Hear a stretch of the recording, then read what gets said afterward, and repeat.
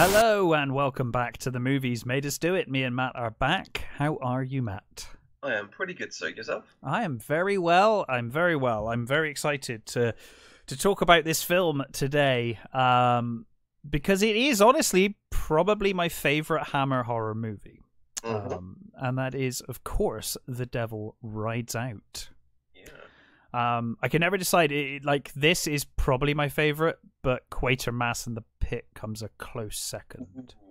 And then it's kind of followed up by, like, obviously Dracula and, you know. But Quatermass and the Pit and this tend to... Depends if I'm in the mood for, like, horror or sci-fi. Depends which way I want to go with it, you know. But when did you first see this film?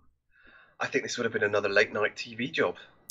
Yeah, I think this was quite a late in my life one for me. Okay. Yeah, I don't remember ever seeing it as a kid or anything or on TV. It was only when I really got into Hammer that I started seeing it. So I think I probably saw it on DVD. I think this was this is one of those ones for me, which I think I saw when I was too young and didn't really appreciate it a lot. Sure. I think it was I'd imagine this one will work quite well for a kid because it's one of the most action-packed Hammers. Like, there's a lot of violence and like stuff going on. You know? But I think as a kid who attached himself to Frankenstein and Dracula quite early, when you've got none of those characters in and you're quite young, it was this sort of because I think initially you sort of think, Christopher Lee, he's going to be Dracula. No, he's not. He's playing Richelieu from the Three Musketeers. What's going on here? Yeah, he pretty much is. I guess if it starred the Angel of Death, then you'd probably have been more into it as a kid. Yeah, probably. But later, I think I watched it in my teens, and it was like, okay, I get this movie now. Yes. Oh, yeah, for sure. Once you get it, you definitely get it. So, of course, it's based on the 1934 novel by Dennis Wheatley, which, shamefully, I have never read. Me neither. It's been on my list because it's one of my favourite films. It's been on my list of books to read for ages. Haven't picked up a copy. I keep meaning to. So I can't speak to the differences. I've heard a lot of stuff about Wheatley being quite long and at times boring. I have seen there seems to be a trend with reviews of his books. They're either the best thing ever or they're really dull. It's like, okay, I'm not sure which way. I know Christopher Lee absolutely adored his work. If you go on YouTube, there is an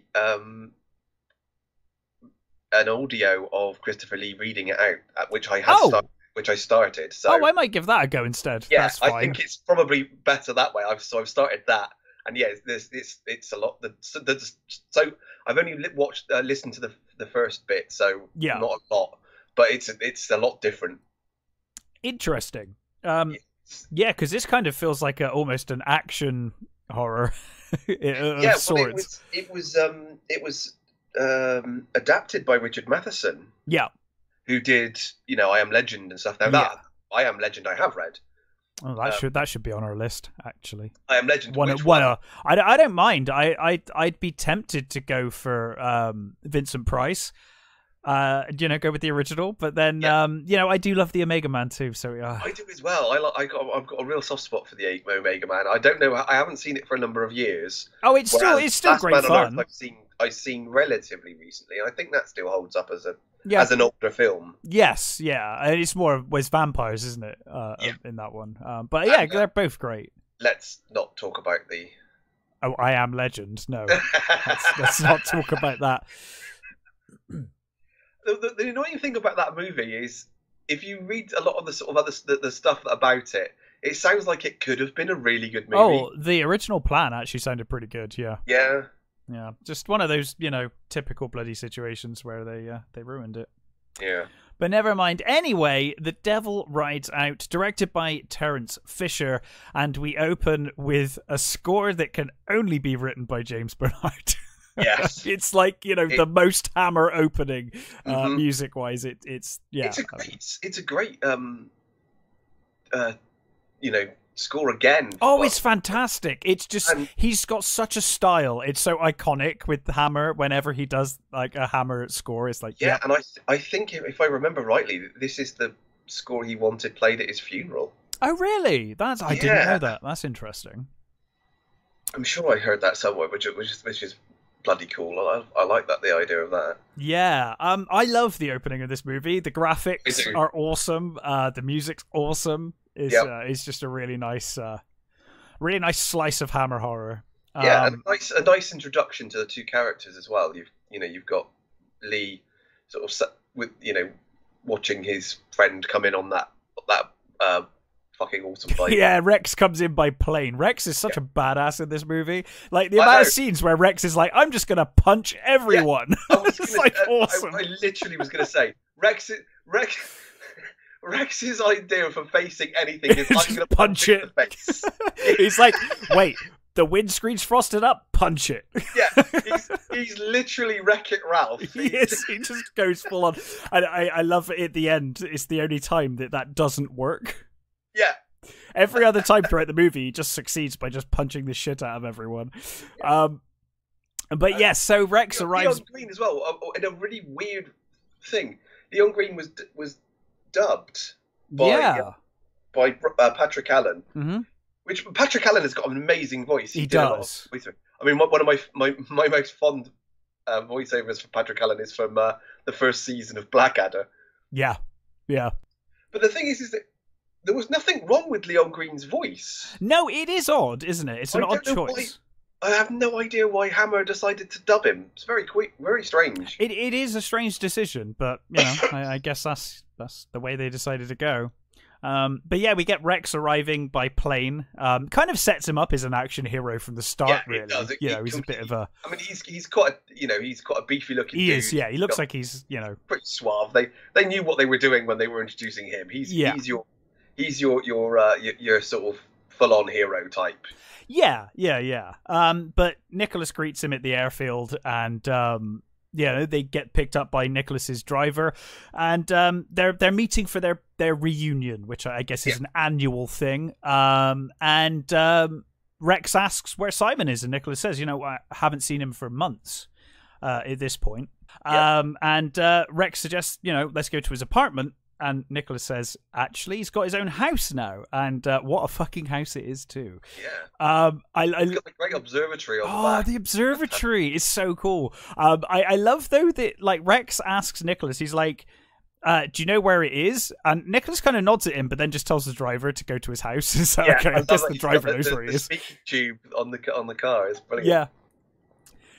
So I think that the film set, or I presume the book is... in 29, I think. Yeah, the vehicle certainly set it around that period. Yeah. But yeah, they get to the house and find that there's a party of sorts going on. And Simon's kind of, at first he kind of looks off, but then he appears kind of pleased to see them, and he kind of apologizes for forgetting about their reunion, and he's clearly quite nervous about them being there. Yeah, and Nicholas is immediately something's up. He's almost immediately. Right. And it's the weirdest collection of people as well. There's pretty much every nation covered. There's baronesses. It's a suspicious setup in the first place. Yeah. Yeah. And I do like the he's looking around, and Richelieu's looking around. Yeah. And Simon goes over to Mukatu, and he's whispering something to him. Yeah. And I like the way that he says to Rex, I think we're about to be thrown out, basically. He says to him, I think we're about to be thrown out. Walk around and listen to everyone. And Nicholas goes to do that, but Rex just stands there until Simon comes up to him and tells him to leave. It's like, you just do what the man says. Yeah. But we're introduced to the Countess briefly. We should mention some of the weird conversations going on. Oh yeah, they're talking about Mars and shit. The conjunction of the spheres, sort of things. And it's there's talking about controlling someone, and there's all very odd conversations, that you would expect from an occult company, to be honest. Yeah, absolutely, yeah. And I love the way that Nicholas just kind of suavely walks around smoking, listening to everyone. Cigar, just eavesdropping on each conversation as he goes by. But yeah, we meet the Countess briefly, and we're introduced to Makata and also to Tanith. who Rex recognizes, and she seems to recognize him, but then kind of denies it. See, this is one of the things about this movie, about so Terence Fisher never liked the romance between these two characters. Right. He never properly bought into it. But I think he actually does quite a good job here of setting up that they've had prior, that they've sort of met, and that I think you can see that they both have that look in their eye that says, oh, well, you know, I remember you, you know, and I quite liked you, sort of thing. I wouldn't say fancy or anything, but I suppose yes, if you like. They have that like little glint in their eye, especially from Rex. He's got a complete like, oh, hello. Sort of yeah, he's like immediate. He cannot hide his emotions at all. No, not at all. Like he is written all over his face, his attraction to Tanith, like immediately. Yeah. But yeah, of course, Tanith denies all knowledge of. Yeah, she's really cagey about them having met. Yeah, even though it's written on her face as well that they clearly did at some point. Yeah. So yeah, Nicholas is like immediately suspicious, and it's kind of confirmed to him. I think beforehand, when he says about to be thrown out, does he say about 13 people then? No, it's actually Tanith who says that, because she's like, "Oh, I didn't know you guys were part of this group," and they're like, "Oh," and then Rex is like, "No, we're not part of this group," and like Nicholas is like nudging him to like, "Shut the fuck up." Yeah, and she says, "Oh, I thought there were only meant to be 13," and then we see the other two walk in. The other two arrive, yeah, and then they get asked to leave. But I love that as they're getting kicked out, Nicholas is just like, "I'd really like to look at your observatory, bye," and just like kind of storms upstairs. Stalks past him, because that's what he says it is, isn't it? He says that it's an astrology club that he's joined. Yes, that's right. Yeah, he uses that as the kind of excuse, doesn't he? But yeah, they rush upstairs, and of course they kind of meet Nicholas up there. And he kind of makes a comment about the charts on the walls, and also there's the mural of Baphomet on the floor. Yeah, which is a bit suspicious. And I know, and I love the way like Rex is completely oblivious. Yeah. Oh yeah, Rex knows nothing. Like Rex is just look at the floor. That is not a normal decoration for a floor, right? Rex is like, oh, that's pretty. Let's move on. And of course Simon's like, oh, it's just some old like. I got it from some old books or something. It doesn't mean anything. It's just design. Decoration. And then, of course, they hear the scratching. And Rex is like, oh, it sounds like you got mice or something. Rats, yeah. And, of course, he opens the cupboard to find a black cockerel and a white hen. Yeah. And then Nicholas grabs Simon and basically berates him for meddling in black magic. I think he says he'd rather see him dead. Poor Rex's face is just like, what the fuck is going on? He's just like, he's got some chickens, so what? Yeah, Rex is like, what? This is perfectly fine. Like, what's the problem here? Yeah, so he keeps chickens in weird places, like. yeah. And then, so Nicholas says, look, me and Rex are older than you, but we've never really stressed the experience of our age. But I have studied the black arts. Well, he says, I'd rather you dead than meddle in black magic. Yeah, and he begs him as his friend. He says, look, don't. But then Simon's like, I can't leave. So Nicholas just turns around and punches him the fuck out. Yeah. As much as Rex punches a lot of people in this movie, I love that they carry Simon downstairs and Nicholas punches this guy so hard the entire world shakes. Like the whole camera is like, might be the first instance of shaky cam. Like it's amazing. This guy hits the floor with such force. But yeah, they take Simon back to Nicholas's house, and he hypnotizes him, telling him to kind of go to sleep, doesn't he? And he's like, and when you wake up in the morning, you'll be free of all of this, and you'll feel better. And he tells him to wear the cross and never take it off, no matter what. So Simon's kind of sent up to bed with the butler. And I feel really bad for this butler, by the way, the whole way through this I know, movie. he gets fucked over all the time. It's not his fault. It's never his fault. No. But, like, I mean, he's actually quite lucky, because I think in most other Hammer horror... he'd be dead, yeah. He'd probably have been killed, 3 times over. If there's a chart of butlers that survive Hammer movies, this guy is probably the only person on the survive side. He's got a life, this dude. Yeah.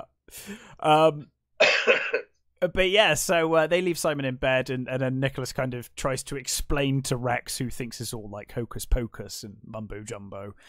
And he tells him, that the power of darkness is more than a superstition. It's a living force that can basically be channeled at will, to those that are educated in it.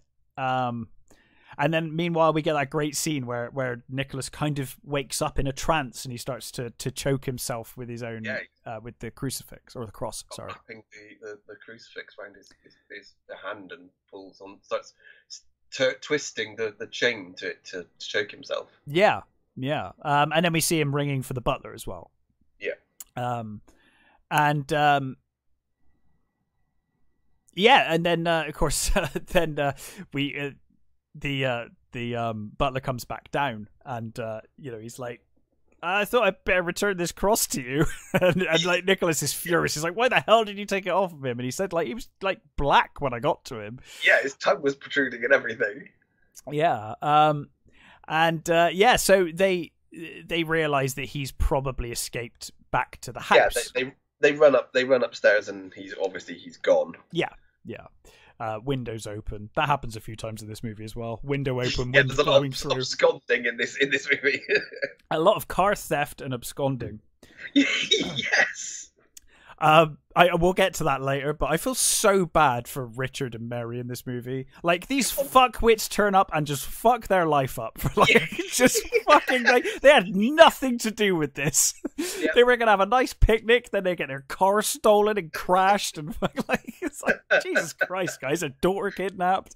Yeah. But yeah, so they head off to Simon's house, and they search again. The whole house. Like they climb through the window, and they're in the hallway, and he says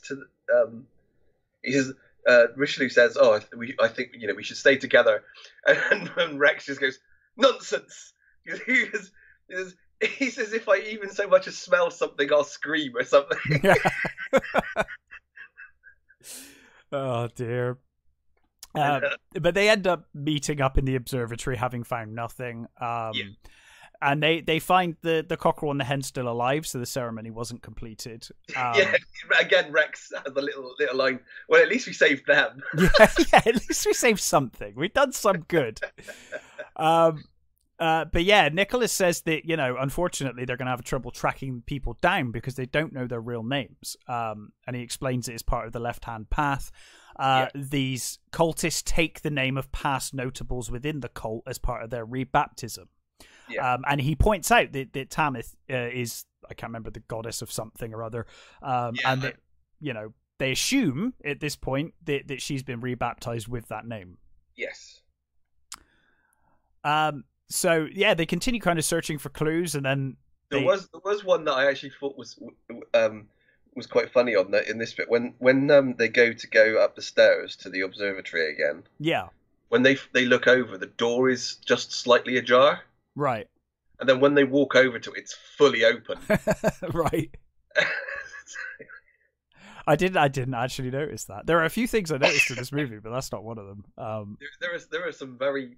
I mean, we'll get to them because there are a couple. There's a couple that I've noticed stuff in this movie. You can't deny it. But no, totally not. I love it for all of its faults. And again, one of the when they're climbing through the window, I think the painting behind them is terrible. Oh yeah. But yeah, as they're searching for clues, the room kind of darkens and becomes cold. And then the eyes start glowing on the apparently completely innocent mural on the floor. And the smoke starts coming from the nose and whatnot. And a spectre appears. I always thought it was a bit weird that a guy that looks like a genie appears. It is a bit weird, but he is menacing as all hell. He's really creepy the way he just stares and like red eyes and it's pretty creepy. And Nicholas tells Rex not to look at it, not to look into its eyes. And he starts holding him back as Rex is kind of compelled to approach this spectre. But Nicholas speaks some words and throws a cross at it, causing it to kind of vanish. And then he's just like, run away! And run away! Get the fuck out of there! Yeah. And then we see them in the car, and now Rex believes him. Now Rex is like, okay, maybe it's not Mumbo Jumbo. I take it back. And all it took was him basically seeing a demon. Almost getting killed by a demon was enough to make him believe. Yeah. But yeah, Nicholas basically explains to Rex, because Rex is like, oh well, we stopped the ceremony, yay. And Nicholas is like, no, it's like it's the eve of May Day. They're not gonna miss the opportunity to do this baptism on the eve of May Day, which I think is the next day, isn't it, or something? Mm-hmm. And then later, Nicholas has phoned every hotel in London. It's like 28 hotels, I think he said. Yeah, he says it was the 28th. The 28th hotel I tried. Yeah, he's like, I had no idea there were so many hotels in London. It's like, it's a big place, dude. Yeah. I mean, even back then, I would imagine there were quite a few hotels. But yeah, so he's found the hotel where Tanith is staying, and he tells Rex to go and collect Tanith, but to take her somewhere safe, because Nicholas needs to go to the museum and do some more research. And again, just proving how incredibly rich Lou is. Rex says to him, "Oh, can I borrow a car?" He's like, "Whatever one you want. Yes, just take any of them." It's like, I know. And then as this movie goes on, he just ditches cars everywhere. It's like he just doesn't give a shit. He just doesn't care. He's got so much money. So of course, they I don't think they establish it completely well, because they don't tell you about the previous adventures, but you do get a slight picture that at least 3 of them have been around before. Yes, but they've all they I think, if I remember rightly from what I know of the books, I think the Devil Rides Out is like their 4th book they've been together. Right. I think. Okay. And I think that most of the others aren't even. They're like more like spy novels. They're not occult. I think there's only 3 occult novels in them. Oh, okay, that's interesting. And the rest are all like spy novels and things. I'm assuming, yeah. So I guess there's this, To the Devil a Daughter, and something else. Yeah, I did know what it was. I can't remember what the last one's called. Something. Is it Gates? I keep meaning to read them. Gates of Hell, I think it's called, something like that. The Gates of Hell. Okay. The last one's called. Well, that would explain it if they've been together previously but didn't know much of the occult, and now obviously they're now Nicholas is telling them all of this, and they're like, really? Yeah. That kind of makes sense. So they Rex obviously suggests that they go to poor old Richard's house, and they just agree to do that without telling him. They're just like, okay, cool, make that happen. And yeah, like you said, he says like, can I borrow a car? Like, yeah, whichever one you want, don't worry about it. I've got unlimited vehicles. Yeah. And then we kind of awkwardly cut to Rex just driving Tanith, and it's like, you just turned. Can we see the scene where you picked her up? Like, because that would have been an interesting conversation, just turning up at a random hotel and be like, "Oh, fancy seeing you here. Get in my car." I don't know whether it was just literally to go, so that they didn't have to bother with I guess so. Yeah. He gets her into the car. Yeah. Because it is a bit weird. It's just a bit jarring. It also leans into the love story thing. I think if they'd have found a way to write in, that she clearly fancies him as well, when they're having a conversation about it, and he says, "Why don't you come to lunch or something?" You know what I mean? Yeah. If they'd have done that, I think it would have worked a little better. The fact that it just goes, and they're in the car, and like, oh, okay. Yeah. It's just like, oh, okay, cool. I mean, this movie is very pacey. It doesn't hang about at all. That is one of the good things about it. Which is why I think it feels like such an action movie, because it is just constant. There's constantly things going on the whole way through. There is a lot of action in it, especially in the first half of the movie. The first half, yeah, for sure. There's like car chases, fist fights, and all sorts. Yeah. But yeah, as they're driving, Rex kind of says, I just wanted to take you out for lunch. That's why I picked you up. And she says, we're not free to give our lives to such things. And she demands that he take her home, basically. Yeah. But Rex just keeps driving, so she almost jumps out of the car. She's about to jump out, and he's like, "Don't do that again. Are you insane?" And he basically. This is where she explains that Tanis is her real name as well, isn't it? Yes, so she's not baptized. She's not been rebaptized. Not baptized yet. Yeah. Like Simon, they were both due to be baptized. Yes, yeah, because previously they thought it was just Simon's baptism. Mm-hmm. And then we get the first of a few shots I absolutely love with MacArthur turning up in the mirror. Yes. And the sound's kind of muted apart from his voice, and he's kind of speaking to her. And then Rex is like, "Are you listening?" And she's like, "Yes, I'm listening." Yeah, and I love the little smile she has. Yes, when she says, "Yes, I'm listening," you know, completely yes, just not to you. You know, I love that little smile she gives. Yeah, it's really good. So, meanwhile, Richard, Mary, and their daughter are having a lovely summer's day. Richard's just fixed the car. They've got a lovely lunch laid out ready. And I love Peggy when Mary tells her to take the riding helmet off and wash her hands. She's like, "If I fall over and split my head open." Yeah. It's such a brilliant child thing. Yeah. I love it. It is fantastic. And I love that Richard is Paul Eddington. I love Paul Eddington. Yes, he's fantastic. He's really good in this. So great. I mean, I love The Good Life. It's one of those. Yeah. The Good Life for me is almost a guilty pleasure, but I love it. And Yes Minister and Yes Prime Minister were brilliant shows. Eddington was amazing in all of them. Yeah, the Good Life was one of the few shows that my mum used to watch all the time that I really enjoyed. As I actually really like The Good Life. So yeah, I'm with you on that one. I also vaguely fancy Margot. Okay, yeah. There's something about Margot in that series that I don't know what it is. No, fair enough. So they get excited. Also, one of the cool things is, so Peggy, is played by Rosalind Lander. She was in one of the worst episodes of, well, not worst episodes, but one of the dodgy episodes of Next Gen. Who was she in that? She was in the episode where they find the Irish colony. Oh God! Oh no! She was the head woman basically in that episode. I remember. She's really bitchy to everyone, and Riker fancies her. Yeah, she was in it. But also, so Hammer House of Horror, the TV series. I love some of those. They are a mixed bag. They did a remake of this movie. It's called Guardian of the Abyss. I didn't know that. And she's in that. Oh, presumably as Tanis, or I don't. All the names are different. It's weird. Oh, okay. Because I've not seen it. All I know is that it's supposed to be a remake. I've watched quite a few of them. I can't say I've seen that one. Sounds like it's been altered a lot. It's got Paul Darrow in it as well. Wow. The Hammer House of Horror stuff is like, it's a very mixed bag. Some of it's really good and some of it's really ropey. The one I remember was the one with the birthday party in the blood. The Cushing one. Is that Cushing? No, I think it's a later one, because I think the Cushing one's the first one. Yeah, that's the opening one. Yeah.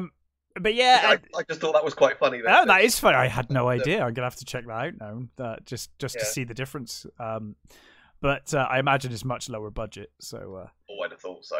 But I mean, this movie had quite a big budget actually. Yeah, I mean, there's a lot. Considering but it didn't make it back. It actually made a loss. Yeah. When it first came out. So Rex arrives in his car, and you just know what's going to happen immediately. He gets out of the car. It's just like, what do you think's going to happen, Rex? Rex is so stupid in this movie. He really is. He really is a bit of a moron sometimes. He is. He's just so trusting and naive the whole way through. You get Richard tinkering with his car, don't you? He's just fixed it. Just fixed his car, and his beautiful red car. They are gorgeous. All of these cars are absolutely amazing. But yeah, Rex arrives and he gets out to greet Mary and Richard, and as soon as he does, Tanis just steals his car and speeds off. She just peels off. So Rex takes Richard's brand newly fixed car and he's like, Simon's life depends on it, and just races off. Then we get like this real sort of intense car chase. It's a really fucking great car chase. It's awesome, isn't it? Like, especially for the time and so. It's like, this is really good. I mean, it must be sped up, but it's sped up pretty well to where you can't really notice too badly. Because normally you see like leaves and things moving really fast, and you don't get much of that in these shots. They actually work really well. I'm not sure how much. I'm not sure it is. If it is, either that or they were driving like madmen. Because I think it is. I think it's more that they're literally driving. It might be. Because when they hit the bridge, the cars literally leave the ground. Yeah, they do. Yeah. They are properly caning those cars. Yeah, and it's an awesome chase scene though. It looks great. Yeah, it's I mean, I will say that the whenever you cut to the characters. That's obviously the green screen is terrible. Yeah, but the actual racing itself, kind of expect that. But the actual chase itself is brilliant. It's one of the best chases. Yeah, and I think probably the only chase in a Hammer movie. Yeah, it's the only one I can think of. Occasionally you'll get like a horse and cart chase, but not including like the horse the chase in Dracula or something like that. But I think it's the only car chase I think that I can think of. Yeah, I think you might be right. But yeah, so I'm trying to think if there's any in the later Dracula movies, but I'm not sure. Yeah, I can't remember any car chases. No, I don't remember any, but who knows? But yeah, so we have this car chase, and McCarthy turns up in the mirror again, telling Tanith not to worry. He's watching over her. He's still with her, and he'll never catch you. And with that, we get Rex's window frost up, which Rex just punches. He literally just punches for it. Dunk. But then, of course, he's struggling to see because he's got the wind blowing in his face, which is a nice touch. I'm glad they actually acted that. I love that. I like the fact that he's his eyes start watering because of the wind and the speed they're going. Yeah. And you also see the car does swerve a little when he punches the window out as well, which is nice. It was reasonably well done. That's what I said. It's a great car chase. It's a really well plotted out chase. It's brilliant. Yeah. Some great camera angles on the cars as well. It's really cool. It's cool because like they're such cool cars as well, and you don't very often see car chases with those kind of cars. The actual engine noises are brilliant. Yeah. Brilliant. Whether those cars made those noises or not, I don't know. I don't care. They probably did. Yeah. Probably. Yeah. But I mean, they looked like they were going some, so I'm guessing they were pretty souped up. But yeah, so then MacArthur causes like a fog, doesn't it? Like a real thick fog appears across the road. She sort of turns into like into sort of a grove of trees. Yeah.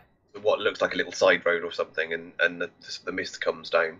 Yeah. And of course Rex crashes Richard's newly fixed car straight into a tree. Completely fucks it up.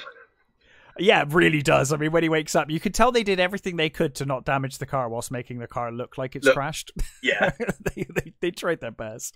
Put it at an angle and put the bonnet up a bit. It'll be fine. Yeah, a bit of smoke. It'll be all right.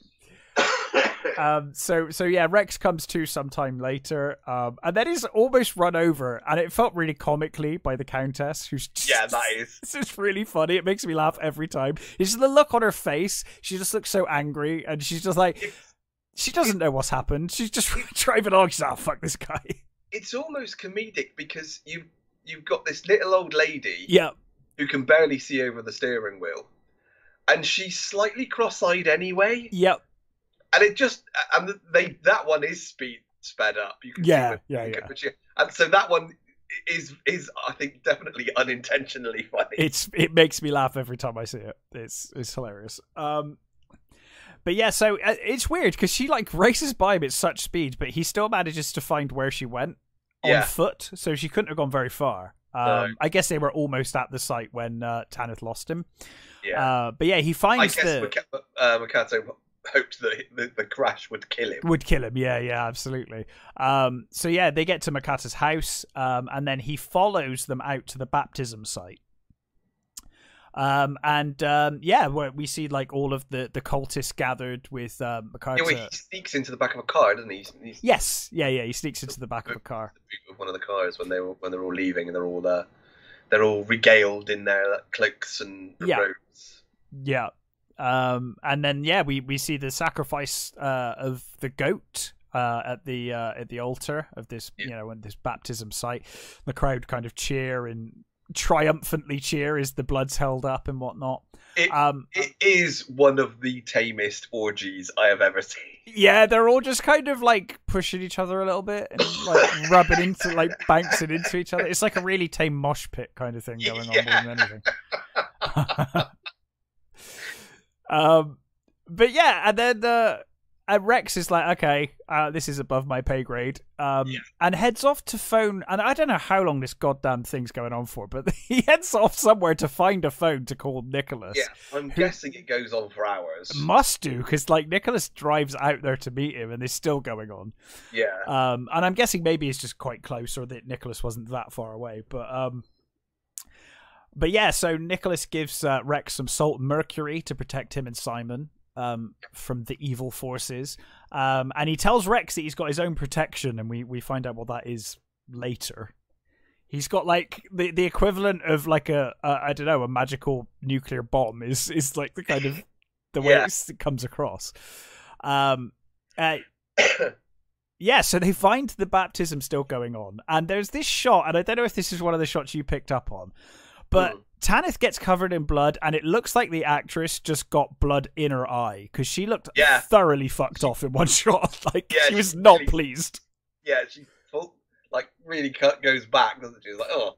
Yeah, I think it might have ended up in her eye or something.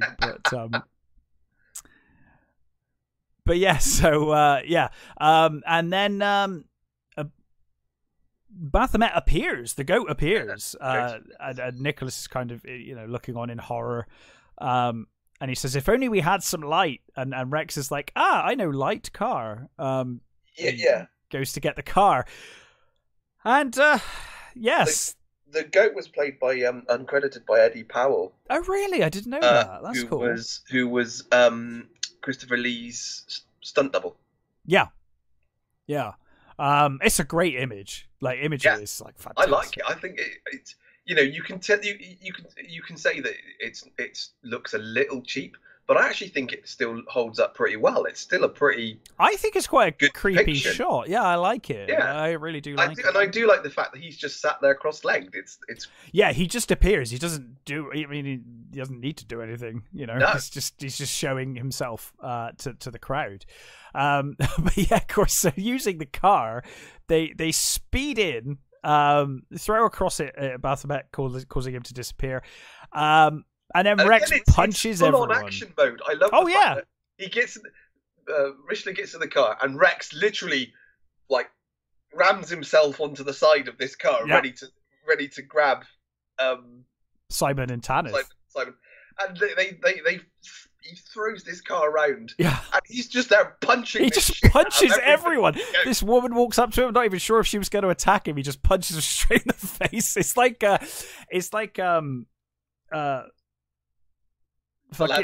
fucking Holy Grail, with Sir Lancelot. Sir Lancelot and Holy Grail. But yeah, they managed to get Simon and Tanith and speed off. And it's real badass, I must admit. It's pretty cool. It's brilliant. It's pretty cool. So yeah, they head back to the house of Richard, poor Richard, who weirdly never asks about his car. It's just kind of they've all just got so much money, I think, at this point, like they just don't care. I get the impression that he's not quite as rich as the others. As the others are. Yeah, certainly not as much as Nicholas, who just doesn't care about money. Nicholas is totally moneybags, isn't he? Well, because he's, by the way, ditched another car at this site when they came back. That's 2 cars now that he's down. Although they stole one, I guess, so they've got one back. But yeah, they're up another car. Up a car, yeah.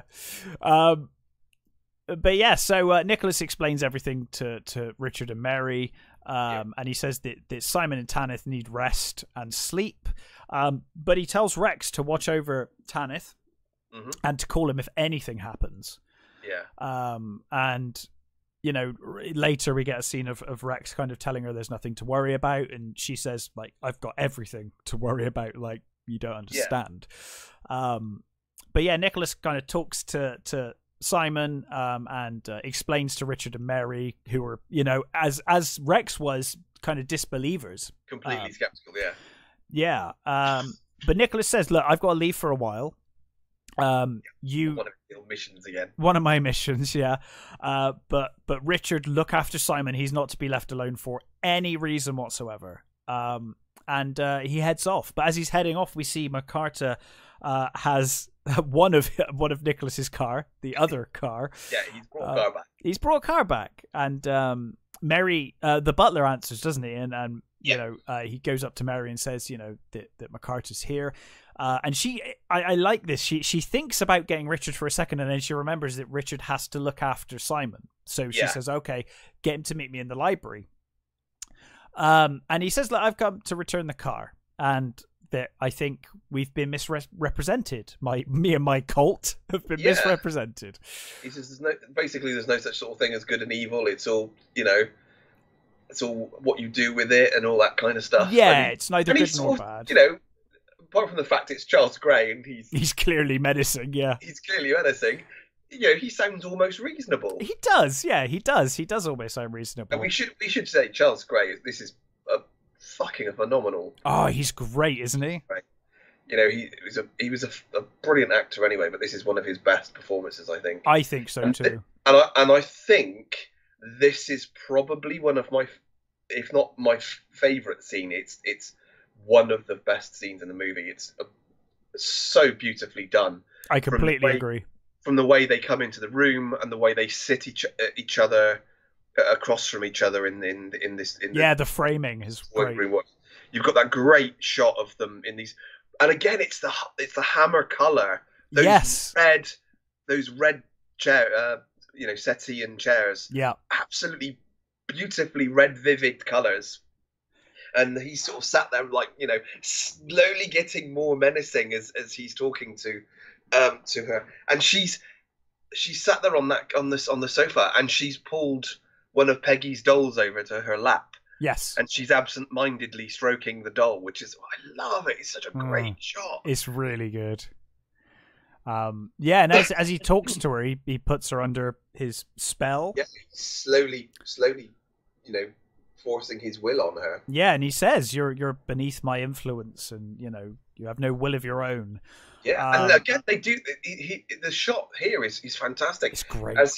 As he's, you know, leaning in to sort of to talk to her, the camera starts off really far back from her, and it just keeps going forward and forward until you're right on her face, and she's got the most expressive, huge eyes. She does, yeah, she really does. Really helps completely sell this scene.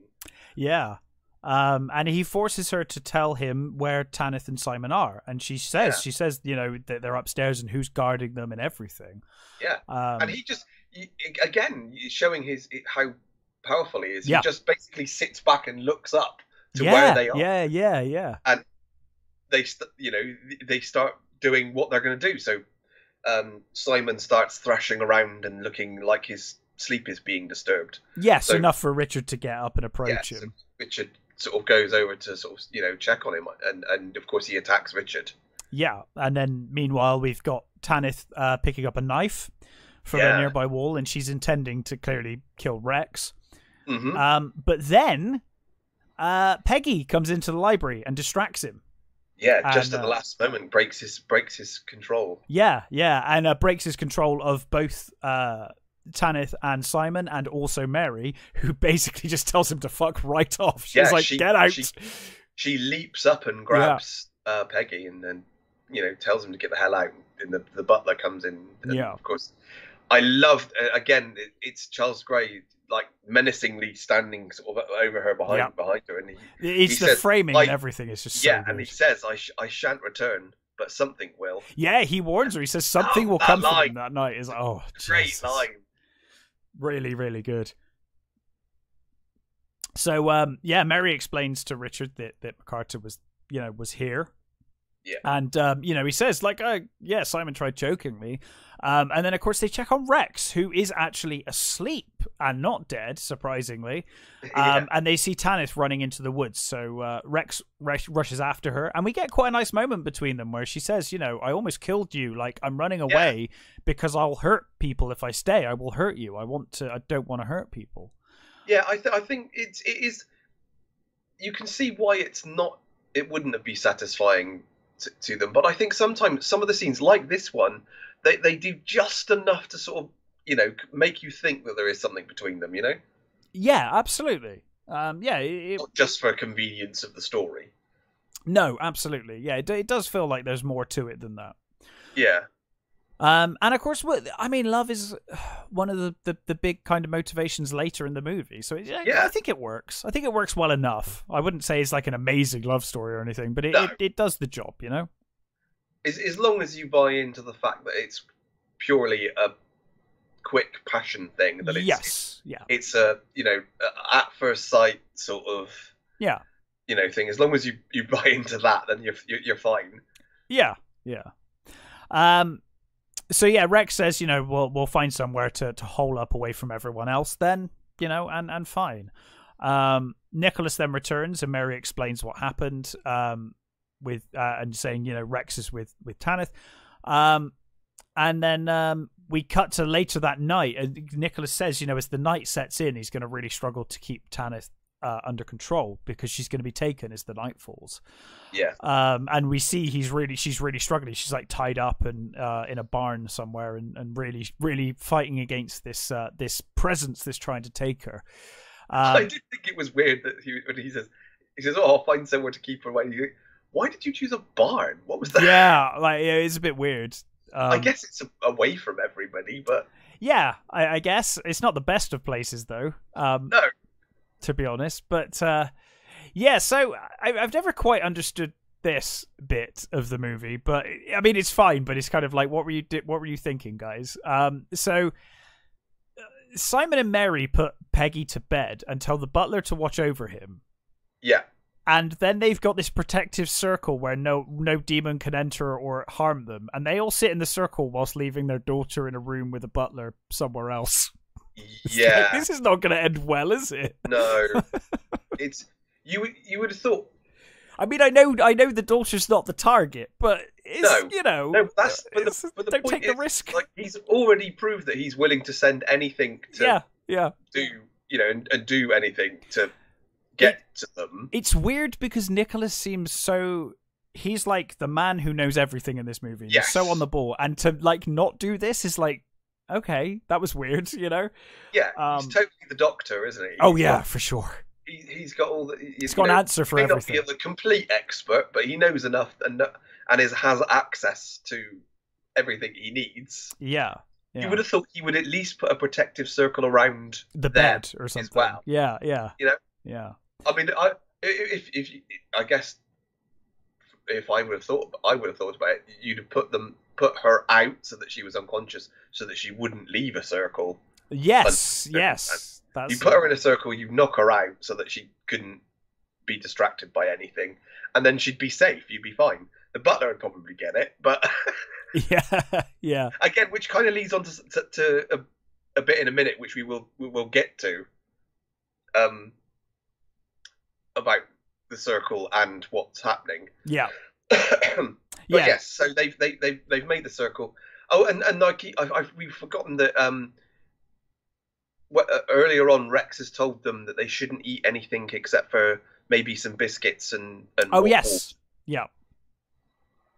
They have to, you know, be sort of pure as it is. Yeah. Sort of any ceremonies or any, you know, influences they need to do.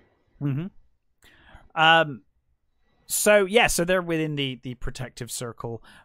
Meanwhile, Tanith wakes up under the influence of MacArthur, and Rex unties her because she uses her the eyes thing, the kind of eye spell. There's a lot of eye acting going on in this movie. There is. Well, I'm assuming because MacArthur has that ability, he's using it through her. At Rex, and Rex. It does help that both the actresses have very big eyes for those, and of course Charles Gray's got great eyes as well. Oh yeah. So Rex passes out, and meanwhile, I love this bit where Richard's like in the circle and he's like, I just feel like we're just a bunch of idiots sat here, and Nicholas is like, MacArthur's working on you. He's focused on the weakest link because you're so skeptical. Yeah. And he basically makes him beg on their friendship to stay in the circle. He's like, you will stay here tonight for our friendship. And so he, you know, kind of reluctantly agrees. Simon seems uncomfortable in the circle and he tries to drink some water and says it tastes like sewer. And again, Nicholas stops Richard from drinking from it. He's like, don't drink anything he hands you. Like, you know, stop. And then of course the lights dim again, which is another reoccurring theme in this film, is the lights dimming whenever kind of magic or things are being conjured. It's real light and dark stuff, isn't it? Yeah. The whole sort of theme of the movie is light and darkness, and that's partially to do with Fisher's own beliefs. He was a strong Christian, right? And he really did believe that good would triumph over evil, which I think is why he had such a problem with later Hammer movies. Yeah, because they got a little more bawdy and a little more, sure. Well, that's bad understandable. Guys can win. Yeah. Whereas in Fisher's movies, pretty much bad guys do not win. No. They can survive, like. Oh yeah, survive for the sequel, but our heroes do go off triumphantly at the end, and everyone's okay. Spoiler for this movie, but yeah, because it certainly looks like it's going a different way at one point, but then it's like, oh no, it's okay. But yeah, so the group all hold hands in the circle. They join hands, and we get this wind filling the room, which is kind of the first wave, and it blows the candles out. And then once that's disappeared, Nicholas relights the candles, and that's when they hear Rex outside. He's knocking on the door, begging to be let in. And of course, Richard's like, "Okay, I'll go open the door." Nicholas is like, "That's not Rex. Don't go and don't go and answer that." And then we get the giant spider. Yeah. We get the giant spider, which is kind of I think it's like attempting to scare them out of the circle at first. Yeah, it can't enter the circle, but he's trying to make them back out. Probably it's there to scare off Mary. Mary, I think, is probably, isn't it? Well, it all seems very focused on her, because then, of course, when that doesn't work, we get Peggy enter the room, and the spider starts going for Peggy. Yeah. And of course, Mary. And I think this is one of those weird things, because the giant spider thing isn't very good. No. But weirdly, it's sold quite well. Oh, they sell it. The acting sells it. The acting is amazing. They sell it. But I think the actual it's when it starts looming over Peggy, is probably when it looks its best. Actually, you're right. You're right. It does look probably best there. It is best when it's looming over Peggy. I love, by the way, the little evil smile that Peggy gives when she enters the room. Yes. It's like a nice little, like, things aren't quite right here. Yeah, this is not... And, like, she's slow to react to the spider as well. And then suddenly she does. But then Nicholas throws water at at her. Of course, it's their kids, so Mary and they're gonna run out there. They have to be totally pulled back to stop them going forward. Yeah, and he throws water over the illusion of her, and she disappears. Yeah. Weirdly, the door closes as well, because I guess the door never opened either. It was all an illusion. The door and her disappear. Yeah. And then then Richard's like, "Fuck this spider," and he throws the whole jug at the spider, and the spider melts. Yeah. Which is kind of a cool effect. Apparently, they used a number of spiders, and one of them died under the heat of the lights. I'm not surprised. So the corpse of that spider is what they tipped sulfuric acid over to get the shot at the end. Oh, well, I guess they used the most of it. It's like, well, it's dead now. Well, yeah. But yeah, so Simon then starts kind of feeling compelled to walk out of the circle, doesn't he? He kind of cries for help. He does. You get the first proper signs that he's fighting, actually struggling to he is fighting. Yeah, and of course Richard and Nicholas pull him back in and knock him out. Yeah, to kind of keep him there, which is what they probably should have done with their. I was going to say this probably. They needed lots of drugs to knock them all out. It'd been fine. yeah. So Richard's like, "This is mental. Do we have nothing we can fight back with?" And Nicholas says, "Look, I do have one thing. I've got 2 lines of this ritual, but I cannot use it unless it's an absolute last resort. Last resort. Our lives are in total danger." And right on cue, yeah, they hear the approach of the Angel of Death. Yeah. It's come to claim. I think it's come to claim all of them, but certainly Simon. So it rides in, and Nicholas says, "You can't catch sight of its face or leave the circle, or you are screwed." and the angel kind of tries attacking the circle, and eventually it does manage to hit Simon down, doesn't it? It actually seems to attack Simon. It seems. I'm not sure it does, but it seems. Or he falls over in shock, maybe, because he's like, I think I'm not it's sure. more that. I think it's more that. Because he certainly can't get through the barrier, I don't think. No. I guess much like the spider, it's just trying to intimidate him into making a mistake. Yeah. And then it reveals its face, which is kind of an awesome skull in this one shot.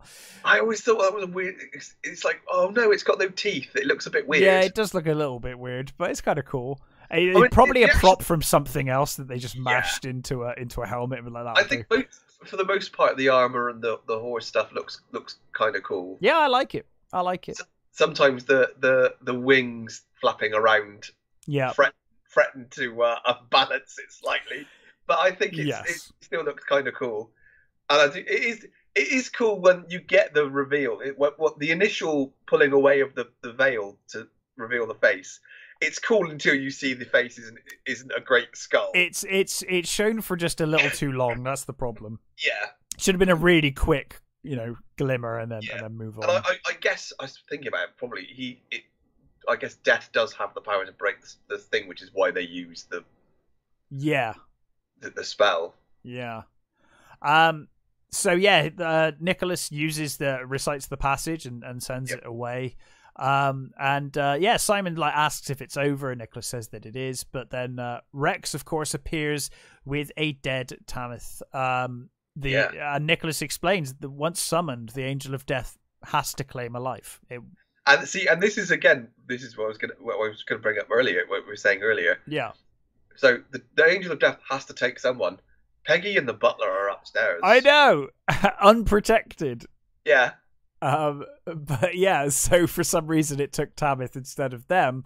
But however, the butler has fucked up again, and Peggy is gone. He says, the room went dark and I didn't know what to do. And Nicholas is like, oh, it's not your fault. Like this whole movie, Nicholas is just telling the butler it's not his fault. Yeah. So, and this is the others as butler as well, isn't it? It's just butlers in general in this movie. I think. I don't think he's the same guy unless he brought him. No, I don't think it's Richelieu's butler. I think it's Richard's butler. Yeah. Yeah. And then of course they hear Simon speeding off as he drives off. To rescue Peggy. Yeah.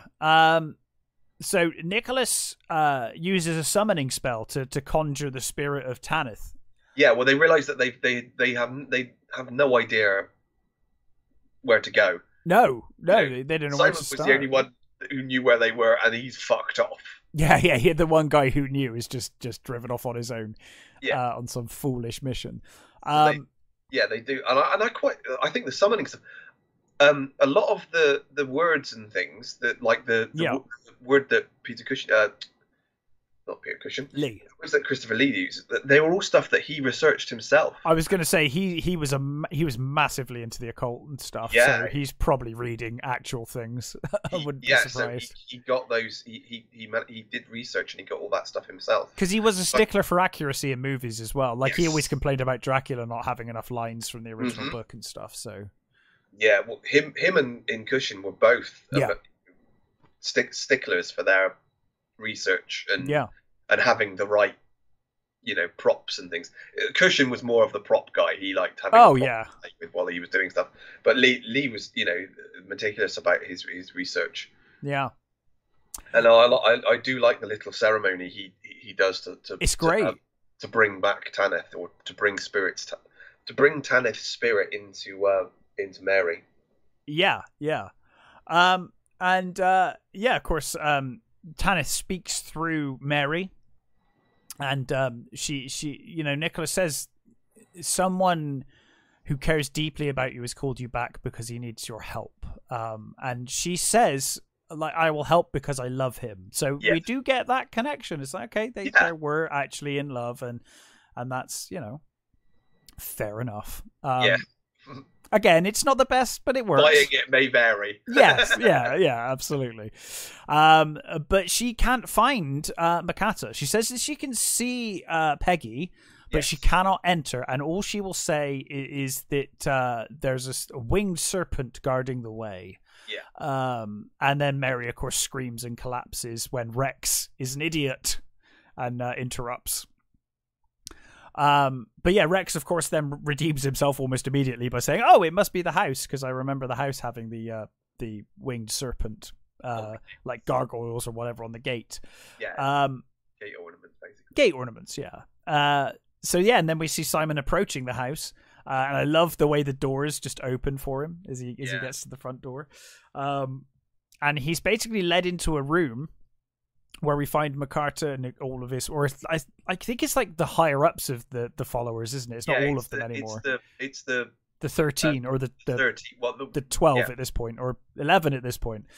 Well, he's the 13th, isn't he? So yeah, well, Tanith would be, but then they've got Peggy, haven't they? I think I'm trying to think how that works out, but yeah. So Simon asks for the child to be released, and MacArthur quite rightly is like, "Why would I do that? I got both of you now. Like, there's no reason for me to do that. You haven't thought this through, Simon." Again, I do like the fact that Simon is desperately trying to fight him, and he goes to sort of to stab MacArthur. Yeah, and MacArthur's just like, "Yeah, no, I don't think so," and just goes, "Come on, get in your place. Go on, off you go." Yeah, at some point, someone needs to close their eyes when they make a move on MacArthur. Yeah. Maybe wear a blindfold or something. You kind of feel like that might be the way this movie's going to end when you're watching it the first time, because that's like constant Achilles' heel is sight, and you think, well, just close your eyes. But yeah, he tells Simon to take his place, and he does, obviously, because he's under the spell by that point. And MacArthur says to begin the ceremony, and they bring Peggy in. Meanwhile, Nicholas and everyone else turns up at the house. And MacArthur is about to stab Peggy through the neck when Mary screams, and they all kind of turn around, and this is the one time he tries valiantly, but there's too many people for even Rex to punch. Yeah, he tries with a candlestick. I think he does. Yeah, he does. He's like, right, we've had enough of you now. Yeah, I do love it as well. I think there's one particular cultist. He's the bald guy with the glasses. He looks really pleased with himself after he's clobbered him with this candlestick as well. Yeah. I think it's hilarious. Well, I mean, Rex has taken out quite a few of them by now. I bet he's like, yeah, good. I imagine they've all got like black eyes and like split lips from their last encounter. Yeah. But yeah, so yes, Nicholas tells MacArthur to take him instead. He's like, take me instead of Peggy. But he says in God's name you dare not. And MacArthur's like, no, not, obviously not. wrong God, sir. Yeah, MacArthur's like, no chance. Why would I take a sweet, innocent, pure child over you? Yeah. It's a fair point, right? Who's clearly done a lot in his life and is probably nowhere near as pure and pristine a soul as little Peggy's. I imagine that Nicholas has done some dark shit in his seriously life. Dodgy stuff. Yeah, exactly.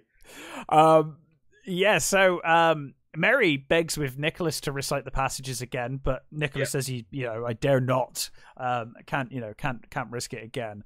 You do get the impression that this is a potentially really fucking damaging thing if he reads these out. It's like, we got lucky once, we're not doing it again, guys. It's this really not. We're not in a magic circle. The death turns up, he might take fucking everybody.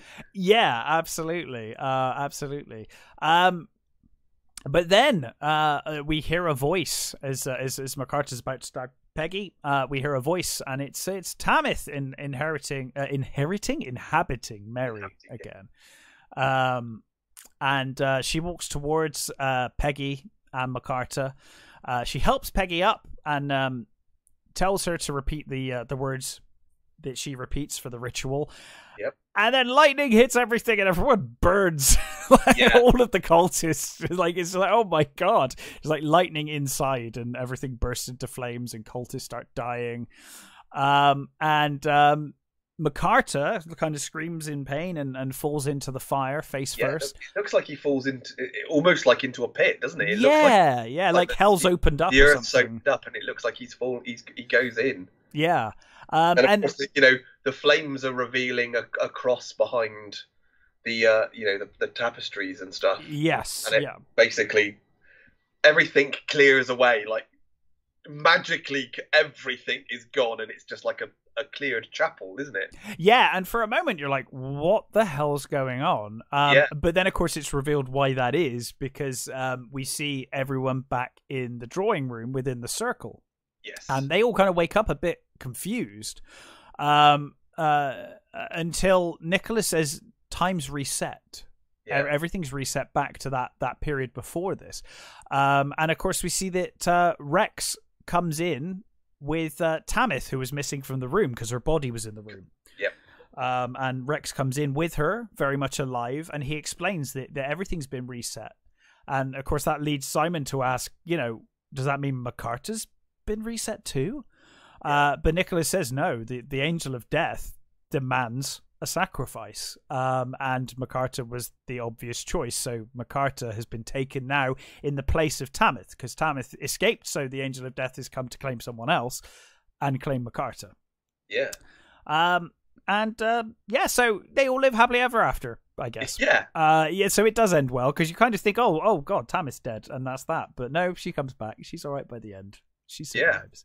But yeah, and that was The Devil Rides Out. I love this for all of its silly bits. I love this movie so much. I think they're mostly tempered. They're not. Yes. Though there are some sort of slightly silly bits and some very dodgy effects. Yeah.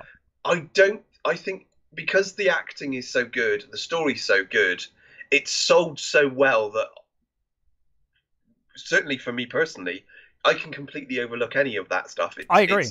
It's all small, minor irrelevancies. Yeah. When you look at how bloody good everybody is in it, and how the cast is so good, and the direction's great. I really love this movie. Everyone is doing their best work here. It's a fantastic, and I think this is Lee's favorite Hammer movie. His favorite performance.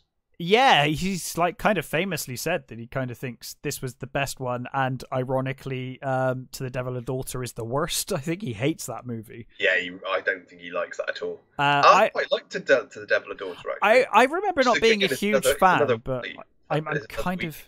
Yeah, it is. Yeah. Well, this was. I think apparently Wheatley was so impressed with The Devil Rides Out that he was convinced to give over the rights to The Devil a Daughter. Yeah. But then he hated The Devil a Daughter, so nothing else ever happened. Like Wheatley basically refused from that point on. Yeah. But I remember To the Devil a Daughter not being great, but I do want to rewatch it. I've got it on DVD. It's got some nice stuff in it. It's got because that's Richard Widmark in it. I quite like him in it, and the stuff between him and Leah are really good because Lee again is in full villain mode in that one. Mm-hmm. And